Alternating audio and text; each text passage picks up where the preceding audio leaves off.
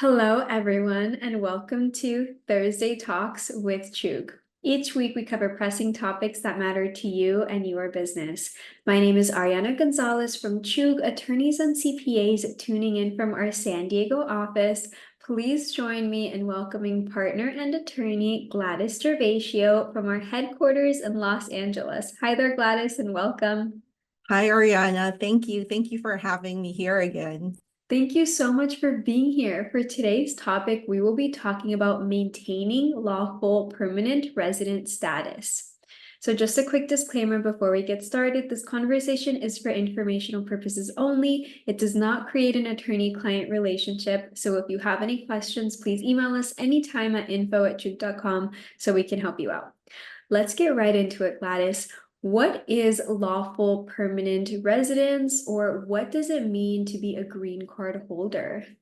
Well, lawful permanent residence is an immigration status here in the US, which allows an individual to work and live here on a permanent basis. So often, individuals who hold this status are called lawful permanent residents or green card holders because they're issued this physical green card as proof of their status.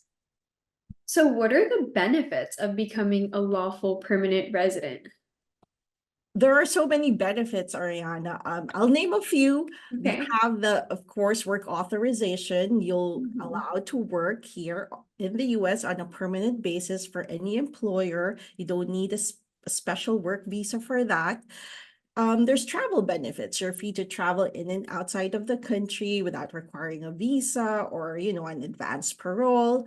And then you have family sponsorship. You can petition for certain family members, such as your spouse or your children, to join you or immigrate to the US, subject to visa availability, of course. And then there's education benefits. I believe lawful permanent residents are entitled to qualify for in-state tuition for in public colleges and may also qualify for federal financial aid. Your certain lawful permanent residents become eligible for some government benefits or social benefits. But most importantly, it's a pathway to citizenship. So it's a step to becoming a naturalized US citizen. Wow, it sounds like there are a lot of benefits to becoming a permanent resident. So, why is it important to maintain lawful permanent resident status? Well, for many green card holders, the journey to becoming a lawful permanent resident is a long and complex one, often taking several years. And it's based on various factors. You have visa availability, your eligibility category, you have whether you're family-based, employment-based, or through the diversity lottery, and then you have your country of origin. So it takes time to become a lawful permanent resident. And because it's such a lengthy, costly, sometimes emotionally challenging process, you invest so much time, you invest so much resources in this process. You want to ensure that your investment is protected. And so you want to maintain your lawful permanent resident status because ultimately your goal is to become a US citizen, and that solidifies your place here in the US. Wow, that sounds pretty promising. So, can a green card holder lose his lawful permanent resident status? And what does that look like? Yes, actually. So a lawful permanent resident maintains his status until he actually applies for and completes the naturalization process. So that's one, or he loses or abandons his status. So those are the two ways. So, how can a green card holder lose his status as a lawful permanent resident? What do they have to do in order for this to come about? Yeah, so one way of losing your permanent resident status is when an immigration judge issues a final order of removal for you. So this is provided under the Immigration and Nationality Act. There are certain grounds where you may be removed from the US. Now, there's also USCIS has the authority to rescind a green card within 5 years from its issuance. So they are given this authority if they find out that one, you're not eligible to have that green card in the first place, or they erroneously issue the green card and then later on discover that you're not entitled to the green card. So there's that rescission process. If your lawful permanent residence is rescinded and you're no longer a green card holder and may be placed in removal proceedings. Wow, really good to know. So, how does a green card holder abandon his lawful permanent resident status? Is that an option? What does that look like? So there's a formal way of abandoning your lawful permanent resident status. Believe it or not, there are some people who actually voluntarily, surrender their green card for various reasons. It could be for personal reasons. They want to relocate to another country, or they want to minimize their tax liabilities here. If you're a lawful permanent resident in the US, you're subject to worldwide tax. Your income worldwide is subject to tax. So some individuals may prefer to relocate to another country with a different tax structure. So there's the formal way of doing this, which is filing the Form I-407, which is the record of abandonment of lawful permanent resident status. So you voluntarily abandon your permanent residence. And then there's another way of abandoning, which is called objective abandonment, which is through a person's actions or circumstances. USCIS finds that you no longer intend to reside here in the US. So, I want to touch on objective abandonment that you just mentioned. What are the factors that USCIS considers in objective abandonment? So there are different factors that USCIS considers. There's the length of your absence from the US, the purpose of your travel outside, your intent to return to the US to reside here, and your ties here to the US. So in terms of length of your absences, there's the 6-month rule, which doesn't really affect your maintenance of status. It affects more on your eligibility to apply for naturalization. So if you've been outside the US for more than 6 months, that breaks your continuous residence for purposes of naturalization, but you're still considered a lawful permanent resident. Now, if you've been outside the US for more than a year, there is the presumption that you've abandoned your permanent residence. Now, it's just a presumption which can be overcome. So if you're able to show that your intent is still to reside permanently in the US, then you can overcome that presumption. Now, in terms of purpose of travel, USCIS looks into whether is it just short travel, is it for vacation, is it just to finish your studies in the abroad, or is it for a contractual obligation that you need to comply with? All the sorts of reasons they will consider. Now, in terms of intent, so this is the most important part, I would say, is the intent to permanently reside in the US. They look into whether have you continuously filed your tax returns here in the US? Are you maintaining your residence here, properties here, whether real or personal? Do you have a US bank account, US credit card? Are your, relatives or family members here in the US? They look into the totality of all of those circumstances to determine your intent. Wow, that's really interesting. You don't hear too much about abandonment of residence for too often, so really good to touch on that. I do want to pivot back to obtaining a green card. I heard that USCIS sometimes approves a green card in error. Is this true? Unfortunately, Ariana, it is true. I mean, USCIS officers are human too. They make mistakes. They sometimes mistakenly approve a case. They mistakenly deny a case. But yes, it does happen that USCIS can erroneously approve a green card, and this erroneously approved green card has far-reaching consequences. And so it's important to actually that we discuss this topic, because for an applicant for naturalization, and it's usually at the naturalization stage that USCIS discovers that you shouldn't have been issued a green card. What happens there is that the applicant becomes ineligible for naturalization, even without the fault of the applicant, even without fraud or misrepresentation, even if it's entirely USCIS's error.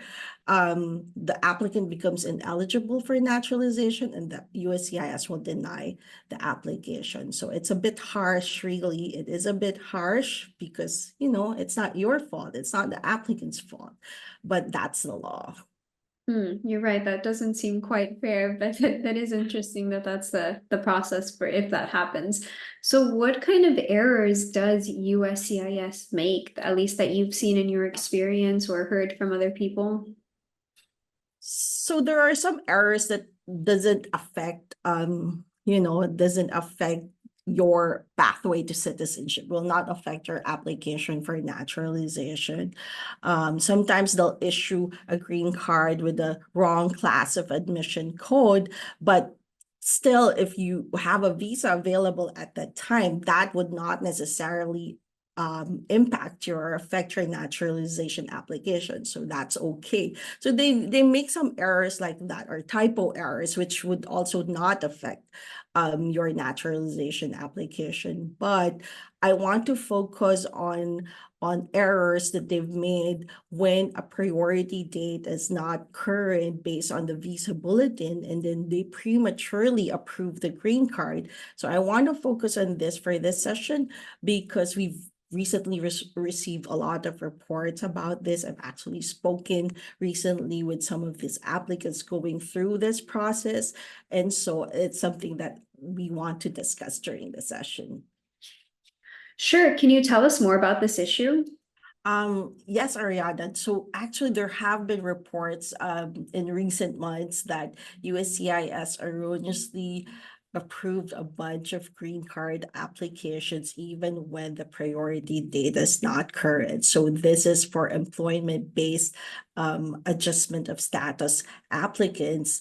And this is quite important to discuss, because these applicants should not rely on this green card, and they should actually take steps to correct the USCIS error.